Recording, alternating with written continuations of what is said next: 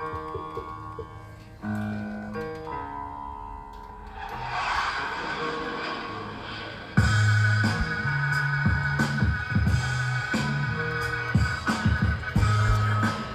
morning, everyone. Welcome to JDB's Morning Cap. Today is Monday, May 11th, 2026. I hope you enjoy a fantastic Mother's Day weekend. It's really a cool moment so far. So today, it's a new week. We have everything to get to this week. We have NFL schedule release. I'll talk about that later on this week. I might talk some today if I have time. Or, you know what, I might start the most important news of the day, because I'll get to the real topics later on today. So there's no questions asked. Then I cannot assume of. So there's a lot to get to here today. All right, let's start off with the breaking news in the NFL, and it's the NFL schedule release will start on Thursday, May 14th, for 32 teams. However, there are some partial schedules are out. Here we go. Not only the first Sunday Night Football would be Cowboys at the Giants, not only it will be veteran Dak Prescott of the Cowboys will take on the sophomore quarterback Jackson Dart of the New York Giants, the youngster. It will be John Harbaugh's New York Giants head coaching debut on September 13th, 2026.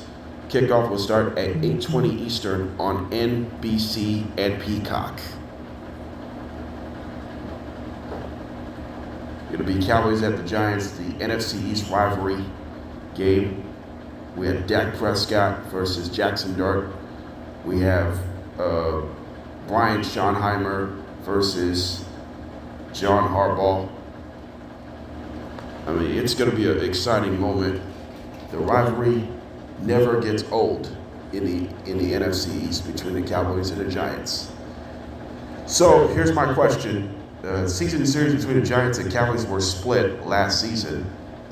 Each team has won a home game last season. The Cowboys won in a thriller in week 2 against the Giants. Giants beat the Cowboys in week 18 in a convincing fashion. So both teams missed the playoffs last season. Cowboys in 2025-26 season. Summary. Cowboys finished the season with a 7-9-1. The only tie was week 4 against the Packers. When I looked at Cowboys' defensive categories last season, they're not strong last year. So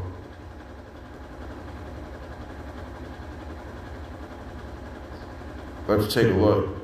The Cowboys finished 30th in total offense, 32nd in pass yards allowed, which is last in the NFL, 32nd most passing touchdowns allowed with 35, 29th in defensive interceptions with 6, 23rd against the run, 31st in rushing touchdowns allowed, 26th in yards a carry allowed.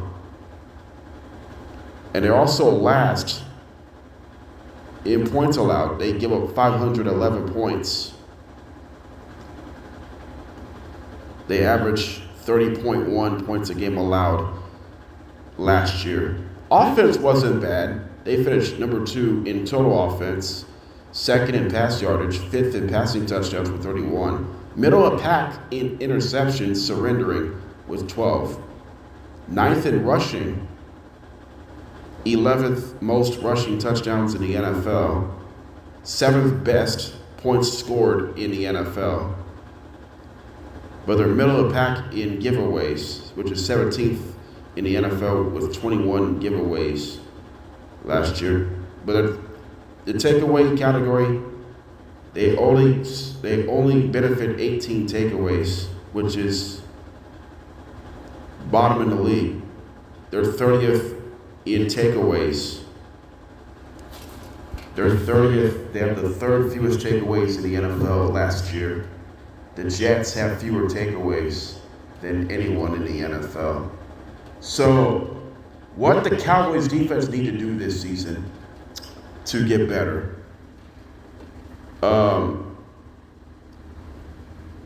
It's about consistency. I forgot how many sacks the Cowboys have generated. I forgot. Let me take a look. How many sacks are there? There aren't that many.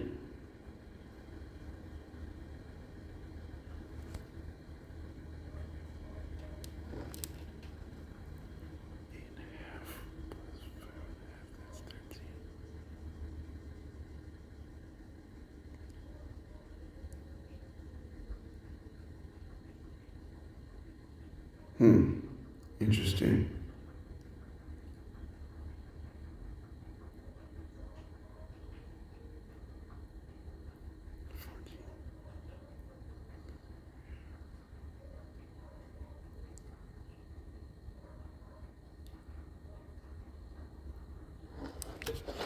Hold on.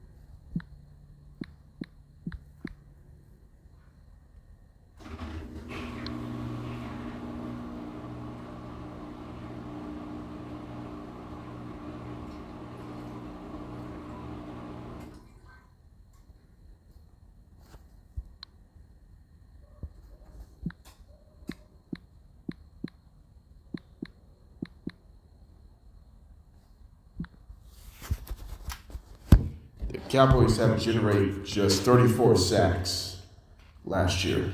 Hold on.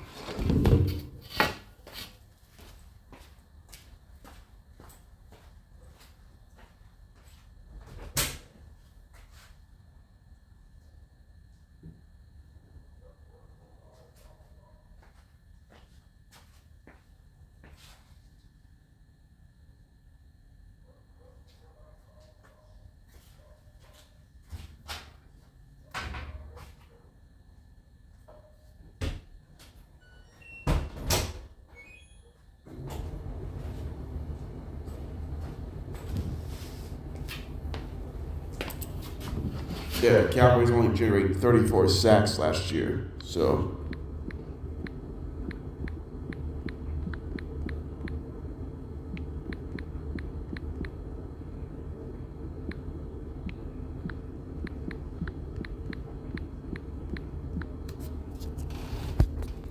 which means they actually had 35 sacks last year,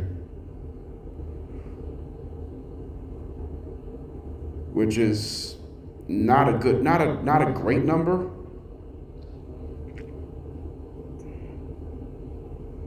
For the Cowboys, but only they could get better. The pass rush consistency just hasn't been there for the Dallas Cowboys. The pass rush consistency just has not been there. So they just got to force the issue. But Dak Prescott is clearly under the most pressure to start this in 2026 season. I mean, the expectation is high for the Cowboys, but the talent will be tested for the Dallas Cowboys. The talent will be tested.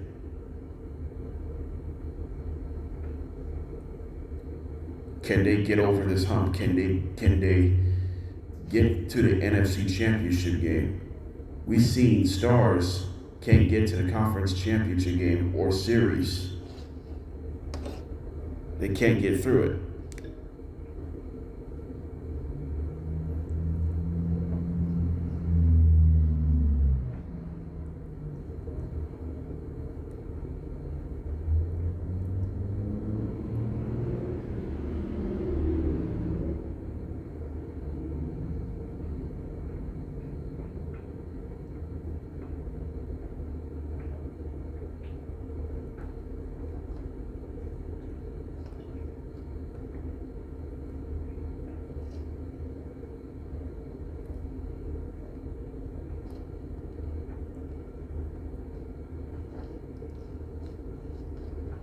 So that's that. The Dallas Cowboys just really want to make sure they can get their schedule to perform. We're off the New York Giants. They had a forgettable season last year. The Giants finished the season 4-13. 4-13 for the New York Giants last season. The biggest issue for the New York Giants last year is blowing fourth quarter leads. The Giants had struggled to close out games in the fourth quarter last year because of defensive collapses, late game collapses on the road. Giants went 1-8 on the road last year. So they try to be a lot better on the road in 2026-27 season. The defense was a problem last year as well for the New York Giants.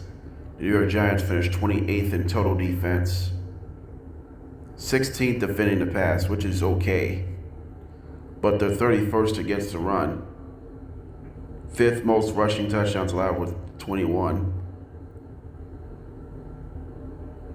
Giants only generated 9 picks last year, which is 23rd in the NFL.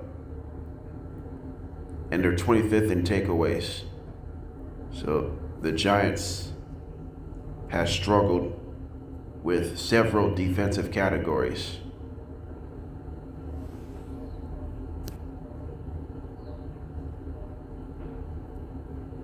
So that was an issue. But the biggest bright spot for the Giants last year on defense was Brian Burns. He had 16.5 sacks last year.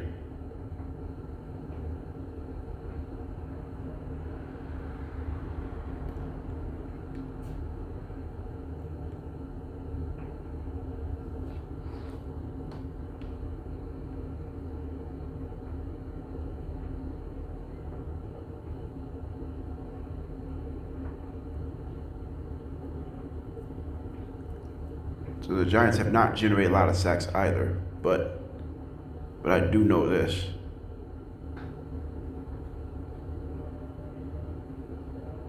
The Giants had generated 38 sacks last year, which is okay, which is around middle of the pack. So they do get after the quarterback consistently. But the only problem they have, they're missing a handful of tackles. And that was the biggest issue. They just can't tackle consistency. The New York Giants just could not do all that. And that's the case. It doesn't have a problem with that. For Jackson Dart and John Harbaugh, how they can relate to themselves in 2026. This is key. This is a golden opportunity to break out, win some games. You can win 6-7 games this year to make sure they can get to the playoffs after the next season. That's how critical this will be. And that's a serious case, because you want to make sure how well they played, how well they sounded. So this is going to make this football team happen. You really want that. But the best case scenario is to get to this point and get everything organized. But you got the Giants putting yourself in a position to compete for the NFC East division. But you got Philadelphia Eagles in the mix. You got Washington Commanders in the mix. This is going to end in the Dallas Cowboys. This is a competitive NFC East division. Hopefully it'll stay competitive until the end of this regular season. So when the Giants end the season, every NFL team will end the season against their division opponents. The biggest time of the year, the final game of the regular season, facing division opponents, potential playoff aspirations. I mean, this is high pressure situations. I mean, this is a golden moment. This is a moment, a land of opportunity. I think Jackson is going to be a talented young man, but he just needs to stay healthy. He needs to stay away from concussion injuries. So John Harbaugh wants to know that this year will be a make or break season for the New York Giants. They just got to be consistent to stay healthy in this one. All right, we're gonna step away here. It's Giants and the Cowboys in East Rutherford, New Jersey. The game will be taking place September 13th, 2026 at 8:20 Eastern on NBC and Peacock. NFC East matchup. But when we come back, we'll talk NBA draft lottery. Who won the number one pick of the NBA draft? We're also going to reveal the top 14 picks. We'll start from 14 through 1. And then we're going to hear from Steve Kerr in the same segment as well. Also coming up next on JDB's Morning Cap, we'll talk, we'll recap Game 4 between the Knicks and the 76ers. Did the Knicks just sweep the Sixers, or did the Sixers keep their season alive? And also coming up, wild thriller in Minnesota. What happened to Victor Wemby last night? We'll hear from him. I'll give all the details as well, and then we'll preview Game 4 between the Pistons and the Cavs. Can the Pistons take commanding 3-1 series lead, or the Cavaliers can even up this series to make it best of 3? Meanwhile, also coming up, can the Thunder remain undefeated in the playoffs and go for the semifinal sweep of the Western Conference against the Lakers, or can the Lakers keep their season alive to force Game 5 back in OKC on Wednesday night? We'll have all of that. We'll be right back. Welcome back here. Let's go to the NBA. We did have some news to share with. Steve Kerr is back with the Warriors head coach for a 2-year contract extension. So he'll start his contract for 2 years in 2026 season, and he'll end his contract after 2027-28 season. So Steve Kerr will keep his job in Golden State for a couple of years. So let me ask this question Do you think this is a mistake that Steve Kerr returns back to the Warriors as head coach? Oh, no. It is not a mistake. The Warriors fans support Steve Kerr to bring him back. And I'm in a supporting mood as well. I love this bring Steve Kerr back as head coach as the Warriors. He has done a phenomenal job. He's won 4 championships as a head coach with the single franchise.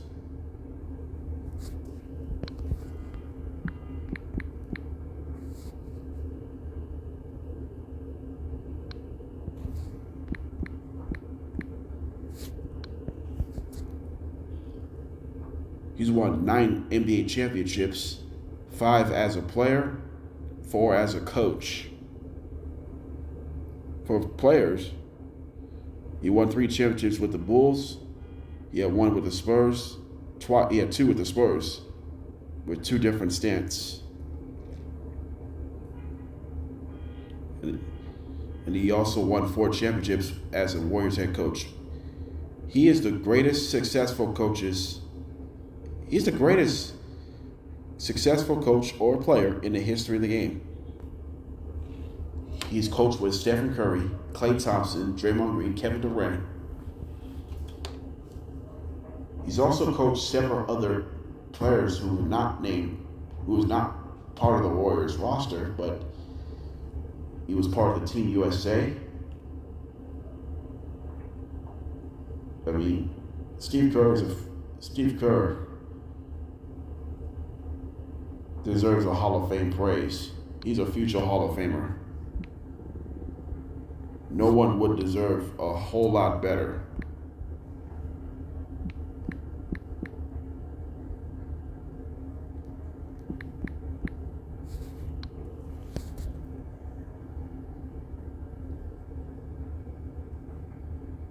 So he will continue to do what's best for him and do what's best for the NBA.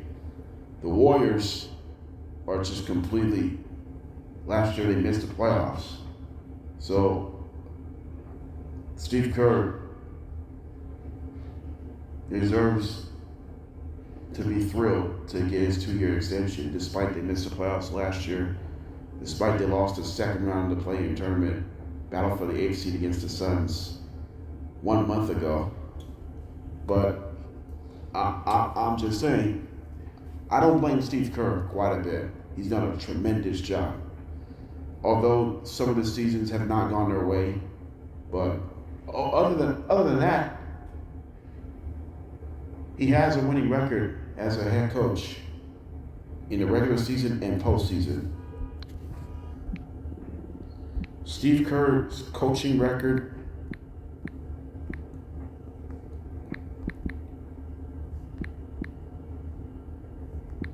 including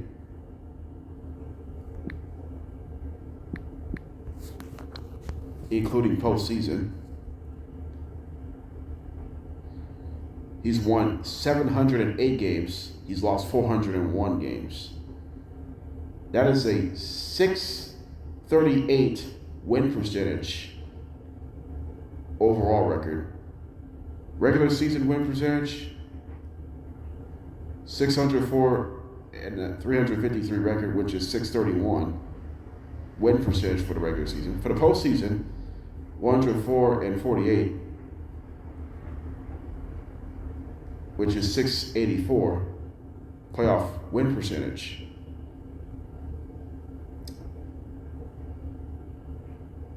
So he's one of those coaches in NBA history, has won 600 total wins and at least 100 postseason wins and winning at least one title. Phil Jackson was part of it, of the coach. We've seen several of those who become the nicest guys in the game. All right, so let's move on to the NBA draft lottery. It began yesterday from Chicago, Illinois. Who are the top 14 picks of this year's NBA draft? So we'll find out what's going to be going on here. Let's start with number 14. Number 14 is the Charlotte Hornets. Number 13 is the Miami Heat. Number 12 is the Oklahoma City Thunder via the Los Angeles Clippers trade. Number 11, Golden State Warriors. Number 10, Milwaukee Bucks. Number 9, Dallas Mavericks. Number 8, Atlanta Hawks via the New Orleans Pelicans trade. Number 7, Sacramento Kings. Number 6, Brooklyn Nets. Number 5, Los Angeles Clippers via Indiana Pacers trade. Number 4, Chicago Bulls. Number 3, Memphis Grizzlies. So number 2 is the Utah Jazz. And the winner of the number 1 pick of the 2026 NBA draft, the winner of the number 1 pick lottery is the Washington Wizards. Washington Wizards wins the number 1 pick of the 2026 NBA draft. So right now the Wizards are officially on the clock for the 2026 NBA draft. Any NBA draft lottery snubs, they should have been the number 1 pick.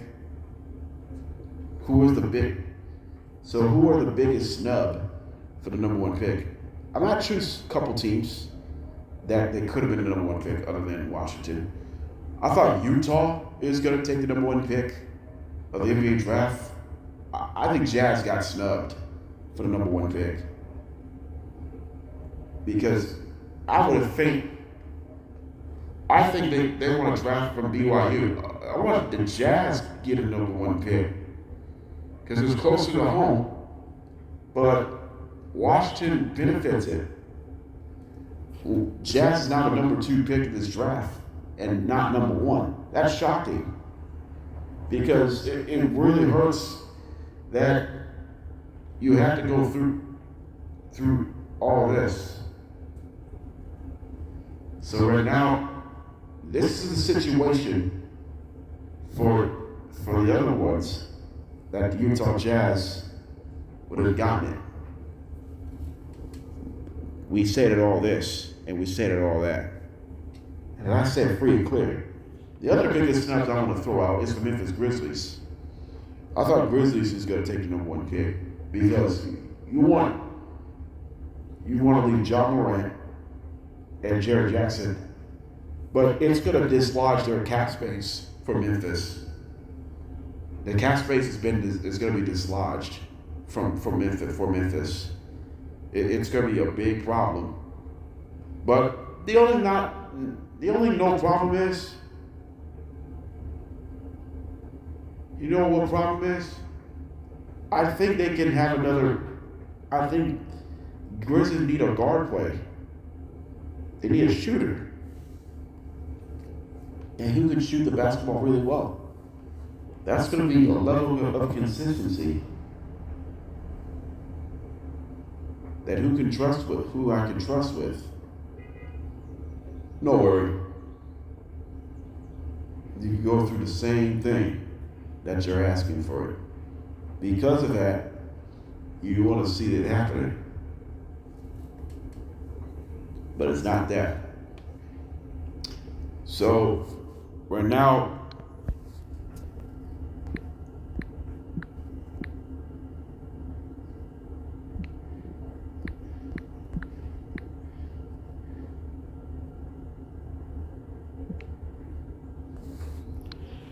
projecting number 1 pick is Dibansta. Could be the favorite to be the number 1 pick of this NBA draft out of BYU.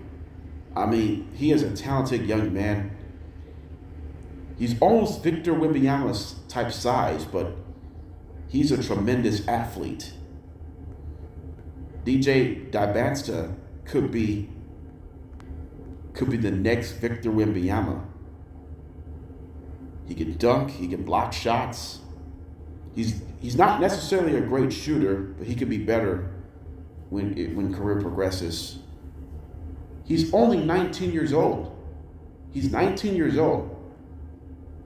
He could make more history. He is 6'9", but he's less taller than Victor Wembanyama. Boy, he could face Victor Wembanyama next season. Dabansta could face Wembanyama. That would be a cool moment. That would be a cool moment for these two young men. So it would be that. You love to see how much you can put themselves in a golden position in this one here. I'd love to see that happening. All right, we're gonna move on. Here, come next, we'll talk Knicks and 76ers Game 4 recap. We'll talk Wolves and Spurs recap in Minnesota. A wild finish in Minneapolis. We'll preview the Cavaliers and the Pistons in Game 4 in Cleveland. Also Thunder Lakers in Los Angeles as this show progresses. So we'll try to do all this in this one here. All right.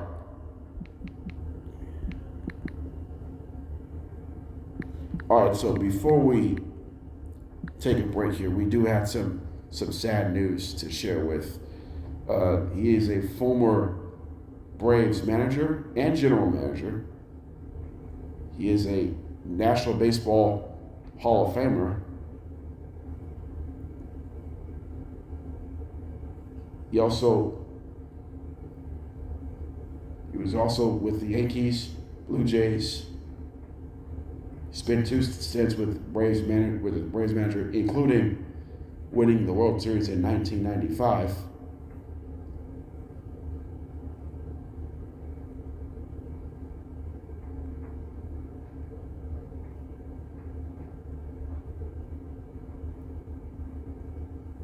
And Bobby Cox has ejected. Actually, Bobby Cox has died. Bobby Cox also led the major leagues with 162 career ejections in the regular season. And 3 in the postseason, 165 total ejections. That's the most in the history in Major League Baseball amongst managers. Bobby Cox has won a 1995 World Series as manager. He inducted the 2014 National Baseball Hall of Fame.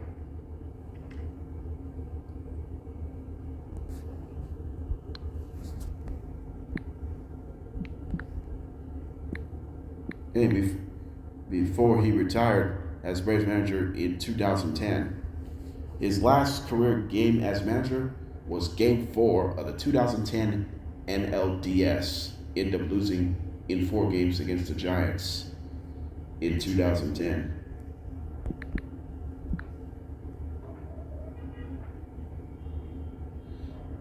Bobby Cox was survived by his wife, Pam Cox, and his children of 8. We're going to send our condolences to the entire Cox family. Bobby Cox was 84 years old, and this guy will be missed.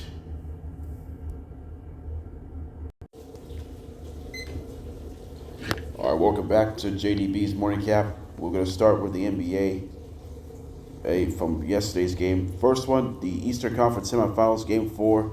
Knicks entering series leading 3-0. Meanwhile, the New York Knicks, Jalen Brunson with 22 points, but Miles McBride, he had been struggling so far in this series, but he came through with 25 points and 7 made three-pointers. Karl Anthony Towns had a 17-point, 10-rebound double-double. And the Knicks hit 25 threes, 18 in the first half.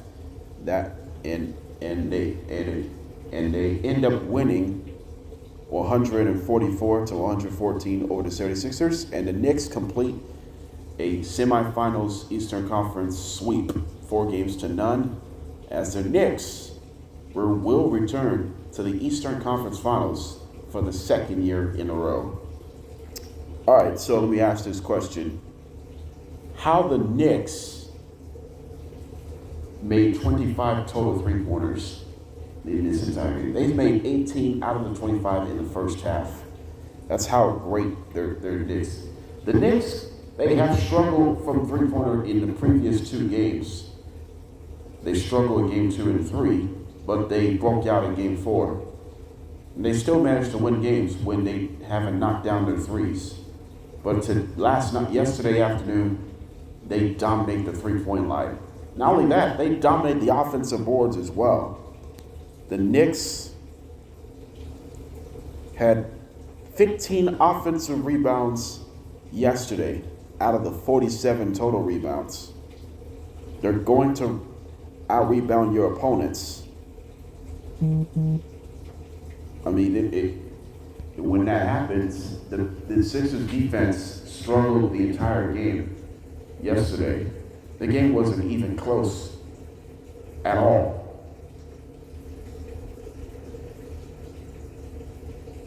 New York Knicks led the majority of this game. The largest lead was 44 points. The Sixers only led one time. It was a brief lead. It was 2 points. Other than that, it was all Knicks right from the jump. It was all New York Knicks right from the get-go. So the New York Knicks will move on to the Eastern Conference Finals. They'll wait the winner between the Pistons and the Cavs series. The Pistons leads the series 2-1. We'll keep it. Knicks could host the Eastern Conference if the Cavs win the series. If the Pistons win the series, Knicks will have to play Detroit on the road to start the series. This will be a potential rematch from last year's Eastern Conference first round. This time, this possibly opposite. The series could start in Detroit. The Knicks have hosted 2 game 1s so far in these 2 rounds. The Knicks are the number 3 seed in the East. There's no getting around it. The Knicks 53-29 record in the regular season. They took 4 out of 6 against the Hawks in the first round. They swept the Sixers in the semifinals. And now you're just one step closer to reach the NBA Finals to contend with the Oklahoma City Thunder or the San Antonio Spurs or other teams like Minnesota. The Lakers are going to fall out of the contention of the Western Conference Finals. They're on the verge of getting swept. We'll talk about that a little bit later, but the New York Knicks are one of the biggest major stories in basketball in the playoffs as far as dominant wins. And now I'm trusting the Knicks because they can win the championship with Jalen Brunson, these talented players like Karl Anthony Towns, Mikal Bridges, Josh Hart. I mean, these guys have played really well with this team. These guys have played really well. We're off for the Philadelphia 76ers. It's been a better season. At least you got out of the first round. Came back from 3-1 first round series deficit against the Celtics. Unfortunately, they ran into a buzzsaw against the New York Knicks in the semifinals. The Sixers came off a hard-fought 7-game series against the Celtics and won it. But I knew this was going to be a really challenging series for the Philadelphia. Ended up being swept. couple of games you could have won. They could have won game 2 or 3. The series could have been tied at 2 apiece. If it wasn't for these 2 fourth quarter gaffes, they would have tied the series. But overall, I thought there were some positives in the playoffs, but they can do better. I think Sixers will be even better next year. They finished the 7th seed in the East last year, this year, but the next year they're going to be, the expectations expect to be higher. They're going to keep Embiid, George, and Maxey. The future will not be specified at all. I don't think their future is going to be specified for these 3 men. I think they'll be back. They'll run it back next year. They'll try to be top 4 in the East next year, along with Boston, New York, Cleveland, Detroit. I mean, this could be potential chaotic Eastern Conference next year.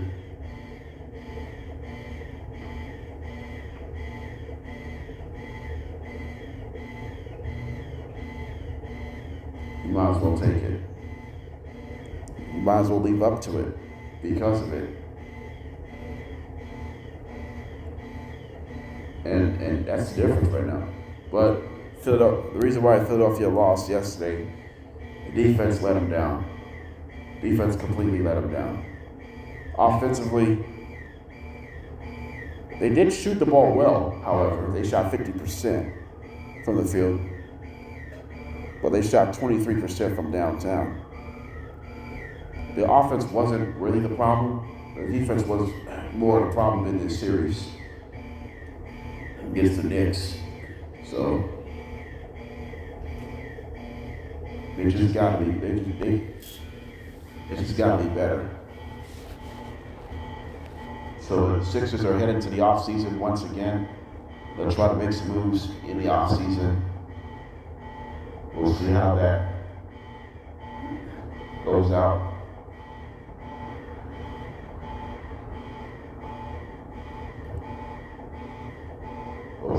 And compete these guys like going forward. So Knicks will get as much rest as they can as the Pistons and Cavs series is still ongoing. Pistons has a series lead 2-1. I'll talk about that a little bit later. Game 4 is tonight in Cleveland. So we'll see how that goes here in this one. So the Knicks swept the 76ers 144-114, and the Knicks are advancing the Eastern Conference Finals for the 2nd year in a row. So congratulations to the New York Knicks. They will go to the Eastern Conference Finals to face the winner of their choice. Coming up next on JDB's Morning Cap, we'll recap the Spurs and the Timberwolves in a thriller in Minneapolis. We'll preview Game 4 between the Pistons and the Cavaliers in the land. And then the Thunder at the Lakers will preview that game in LA. Thunder has a series lead 3-0. They had a chance to sweep the second round and not only that, Thunder could become the first defending champs to advance 2 rounds since 2019 Warriors. So Thunder could make it happen here tonight. So we're going to keep our fingers crossed as we're going to step away right after the break.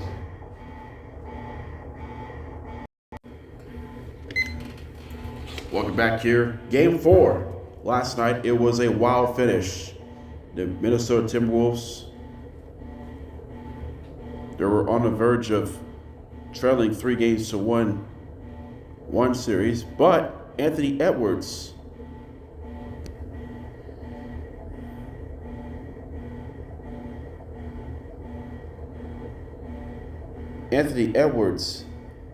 came through in the fourth quarter. Overall, Anthony Edwards led the way with 36 points, and they able to end up winning 114-109 in Game 4, and they even up this series at 2 apiece Oh, by the way, Victor Wembanyama was ejected in the second quarter.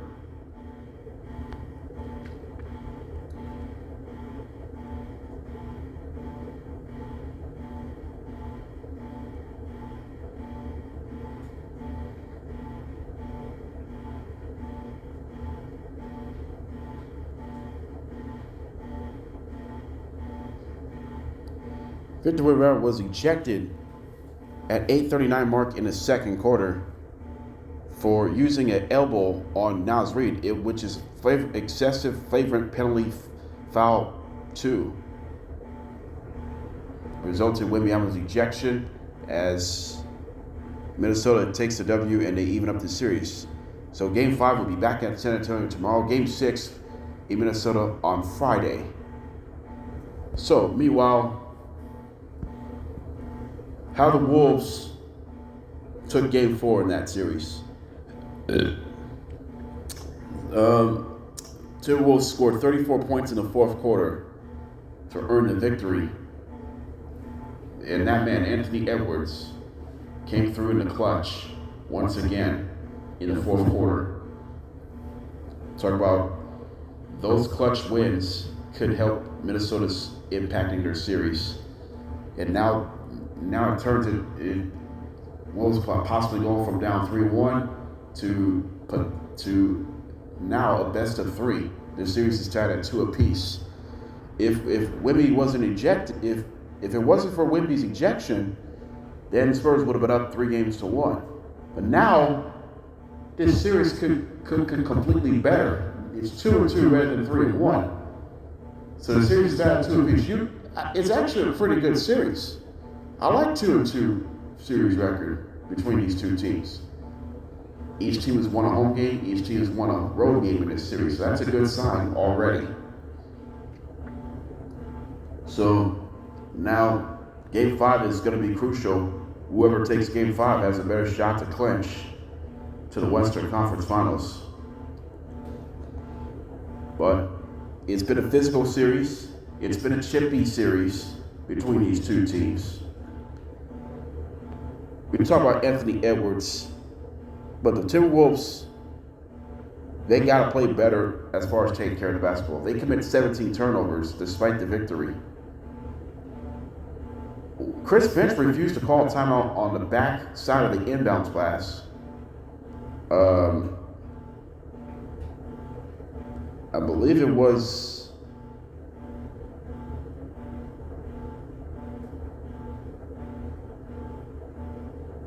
It was a 5-point game with 29 seconds to go.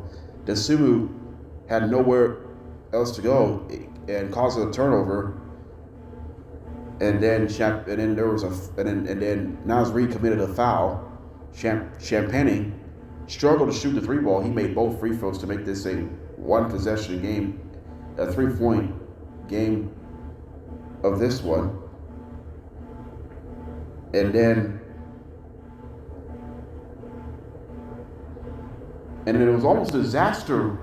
That could have been a turnover. Dosunmu saved it himself from getting out of bounds, from stepping out of bounds. And they end up Spurs fouling Dosunmu, and he made both free throws. And that stole the deal.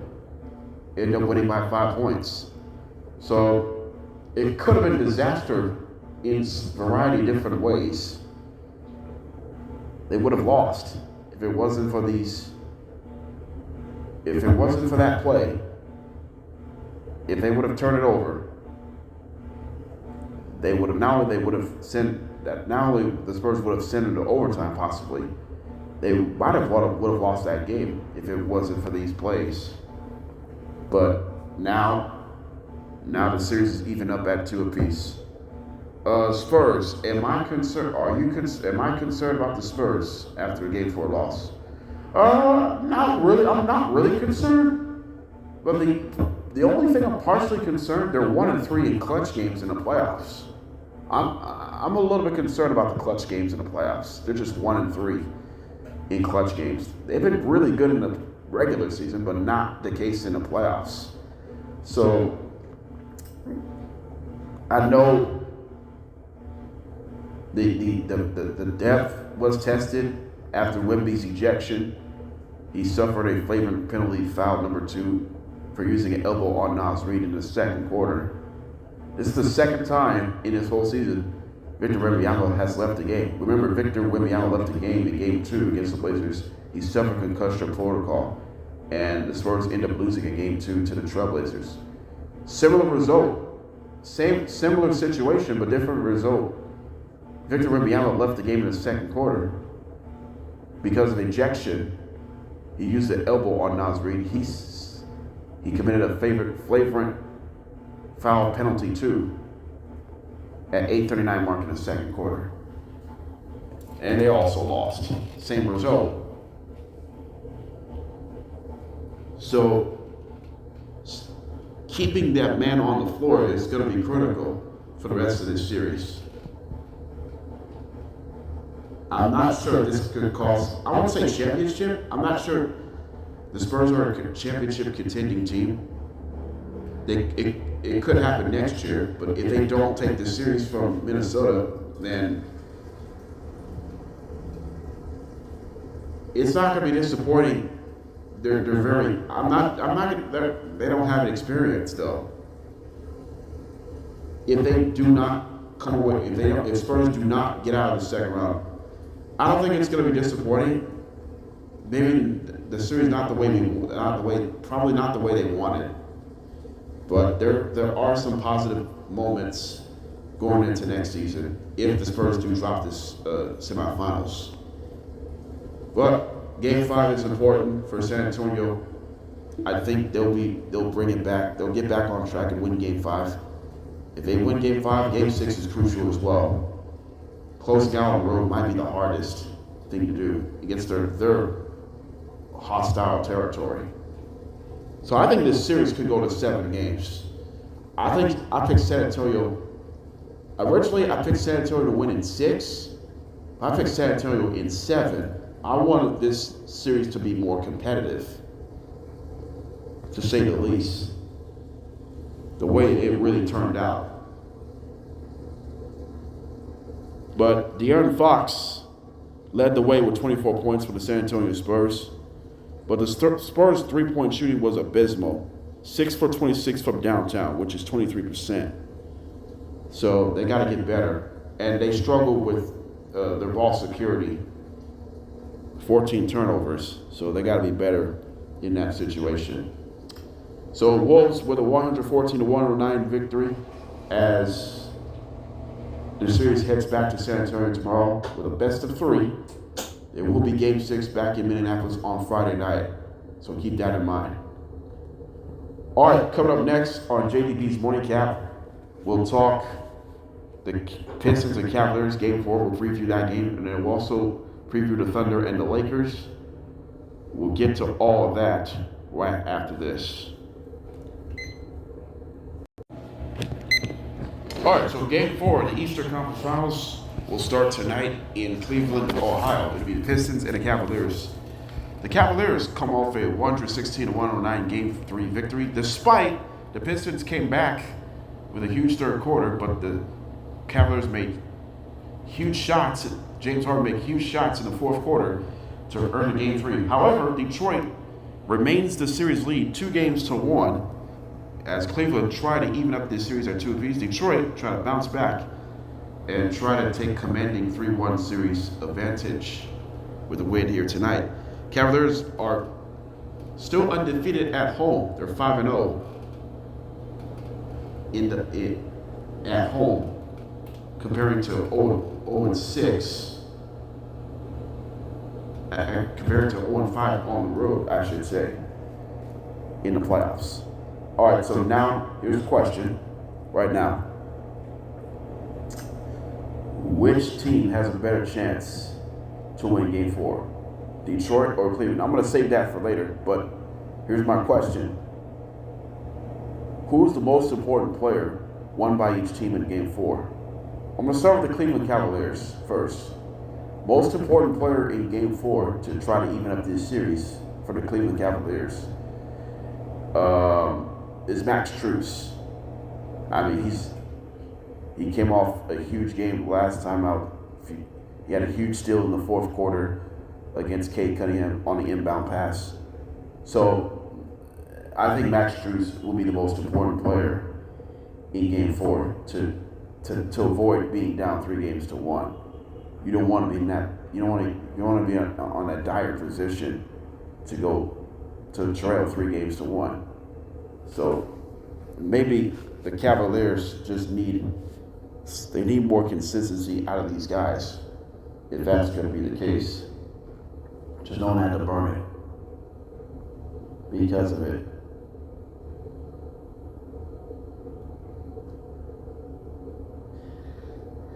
It's going to make matters. Well,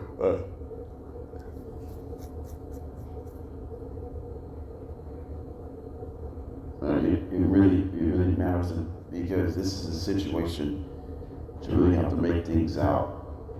But you really love to have it back. Because of that, you're a major difference. But I do like the fact, though, they can put themselves in prime position to make it happen. The Cavaliers just need to be better with their ball handling. They need to stop turning the basketball over. It's been looming in this series.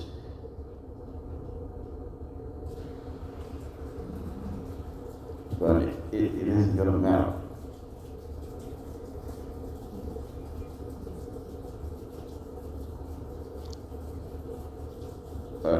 I hope that will be the case. Who's the most important player for the Pistons in Game 4 to try to take 3-1 commanding series lead for Detroit? It's Jalen Duren. I think Jalen Duren will expect to be aggressive in Game 4. I know Cade Cunningham is having a good series against Cleveland as far as points per game. But he's shooting around 44% from the field for Cade Cunningham. But Jalen Duren expect to be important in Game 4. Try to extend the 3-1 series lead and try to close out at home on Wednesday night. They need a win on the road tonight. Pistons are 1-3 on the road this postseason. So hopefully the Pistons will use a big road win in Game 4. If they do, then they have a very good shot to take Game 5 and move on to the Eastern Conference Finals to battle the New York Knicks. Cade Cunningham is having a nice series once again. At times, he hasn't shot the ball well. The Pistons poor 3-point shooting in their last game, so they got to get better in Game 4 if they want to use a big win on the road to extend the series lead at 3-1. So they got to make sure they can do all this and do all that. They just got to be on the top. You got to be top of your game. Who would like to win Game 4, Pistons or the Cavs?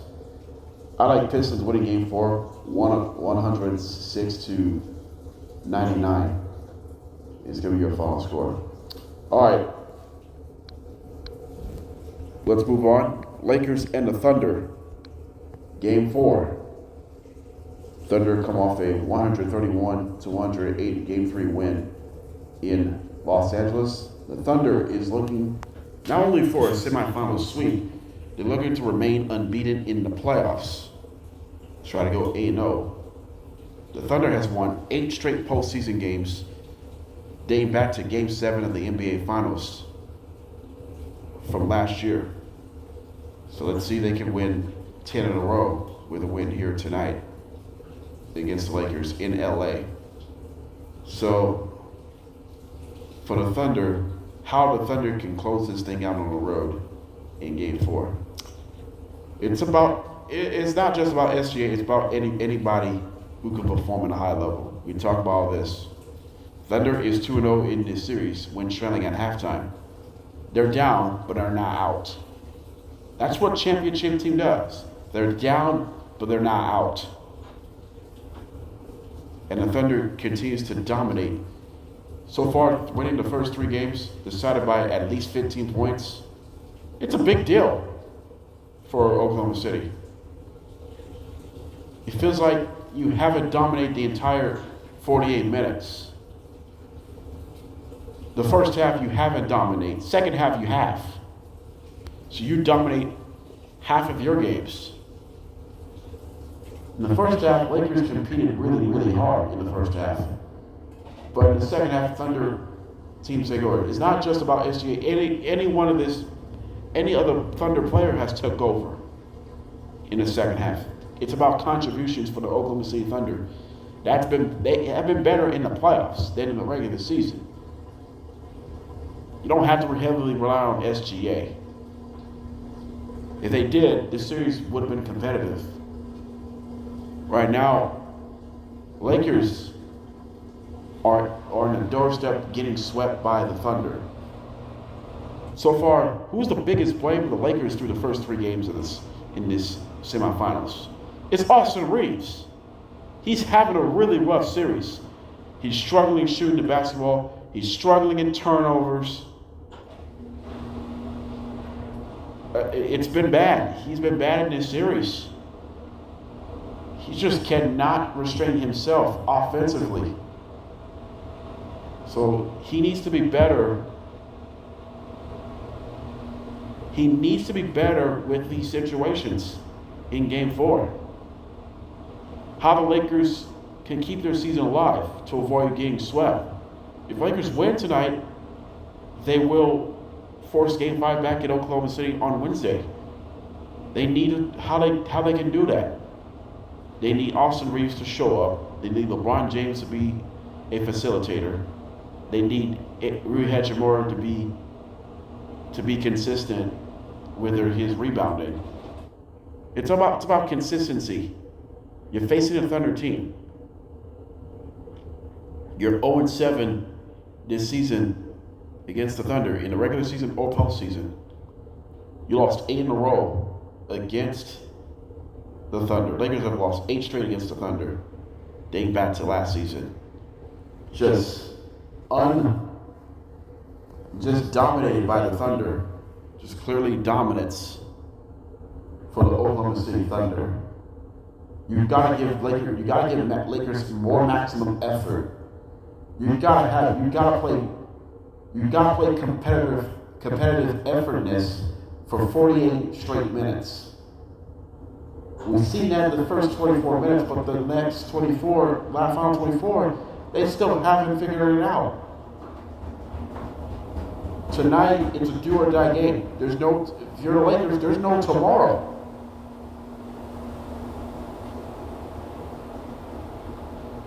It's now. Tonight, Game 4, facing elimination for the Lakers, is now. Lakers have not won the elimination game since what? What's the last time Lakers have won a game when facing elimination?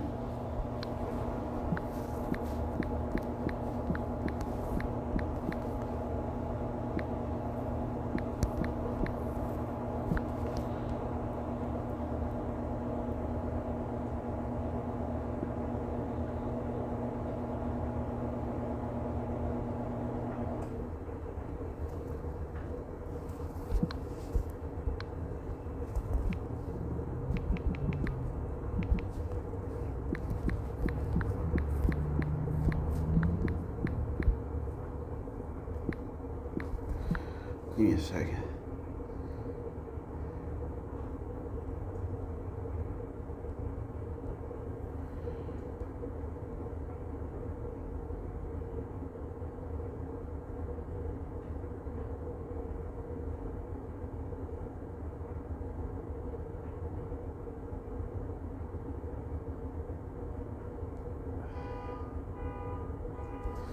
Last time the Lakers have won when facing elimination,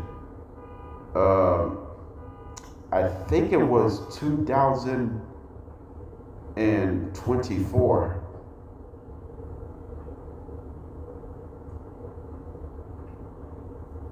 The last elimination win was 2024, Game 4 of the first round. It was against the Nuggets.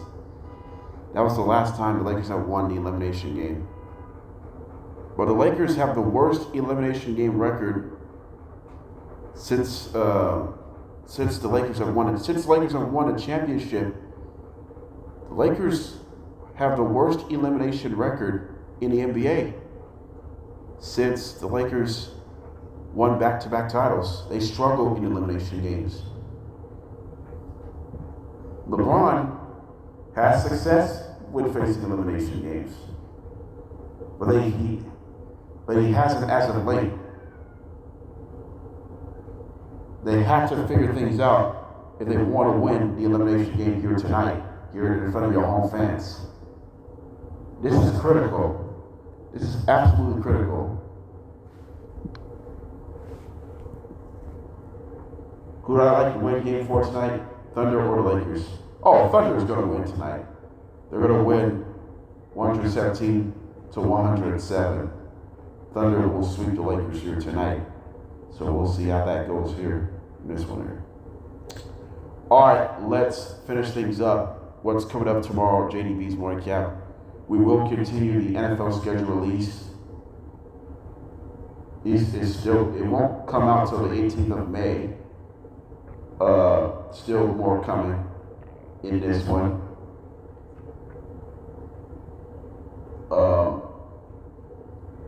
We'll talk about all that throughout this week as well. We'll recap from tonight's Game 4 between the Thunder, Lakers, and Pistons Cavaliers. We'll preview the only game tomorrow is Game 5 between the Timberwolves and the Spurs, with the series even up at 2 apiece. So we'll keep you guys updated as soon as possible. So we should be okay with that in this one here. All right, man. That is going to do it here on JDB's Morning Cap. We'll be back at it tomorrow, same time. Hopefully your day is awesome, and you might as well have a good day as well.